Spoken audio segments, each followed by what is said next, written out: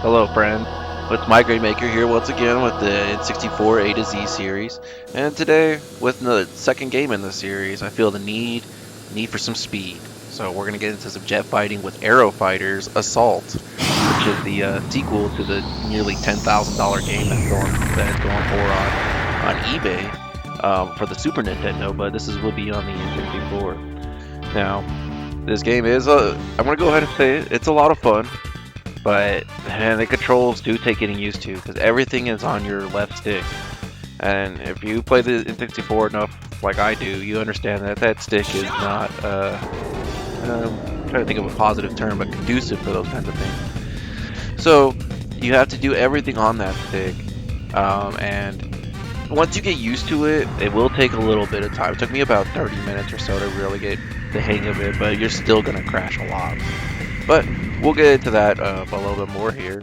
The actual action of the game follows the original Aero Fighters quite well by putting you in random scenarios where you have to protect cities that are underwater.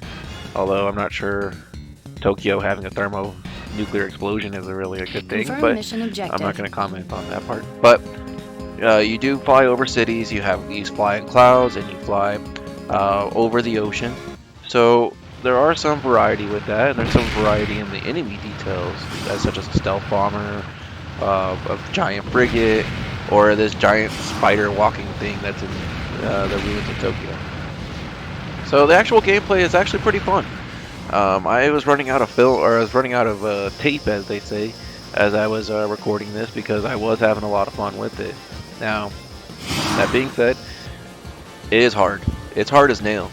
And it's not because of the controls, really. It's just there's a lot going on, especially when you're dogfighting with 70 plus ships and planes that are going around. It does make it a little bit more difficult.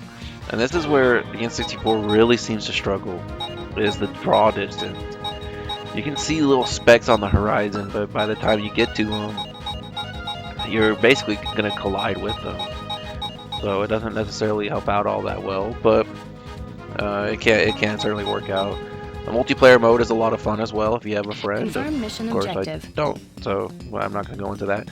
But we have this setup here with you have Good different fighters that you can choose from, much like in the previous version of this game. And each one has a different special attack. I just stayed with the F-14 here because I was comfortable with it, but I'm going to go back in after I finish recording this to play some more, so it should probably be pretty indicative of it. Now, with the difficulty setting and lack of passwords and stuff like that, it does feel like a rig rental, so you can certainly look at that intro and risk there. Now, I did get it with manual and the poster for about 20 bucks, so it's not expensive at all, unlike its predecessor, which is absurdly expensive. Look it up on eBay, I dare you. Now, with that in mind, the game is a lot of fun. It doesn't feel quite as dated, or it doesn't have the jank that like 1080 snowboarding has, and I feel like it has good audio. Now, it does get kind of frustrating hearing the call signs every five seconds, but that's a small price to pay. But you can tell there's a pretty rocking soundtrack that goes along with it when you're blowing stuff up and just flying around being enemy. So, do I recommend it? Yeah, I would say that I recommend it, especially at its current price. It's pretty fun. Just go through training, learn how to use the left stick only for flight, and you could have a blast with it. So this is Migraine Maker here. I'm done for the day, and you guys have a wonderful day and happy gaming.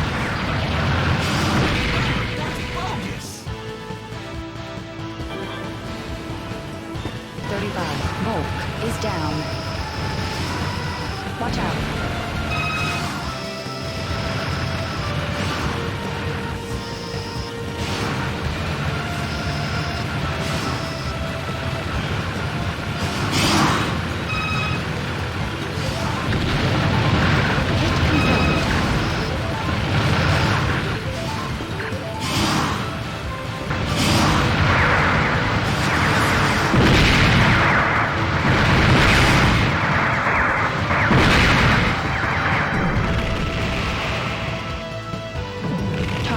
Direct hit. That's confirmed. It was difficult.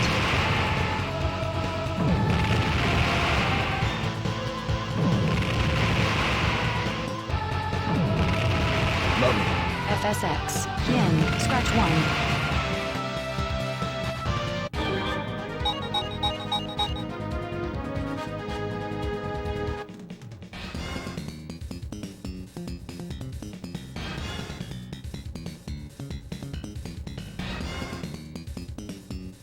Confirm mission objective. Your mission time is 600 seconds.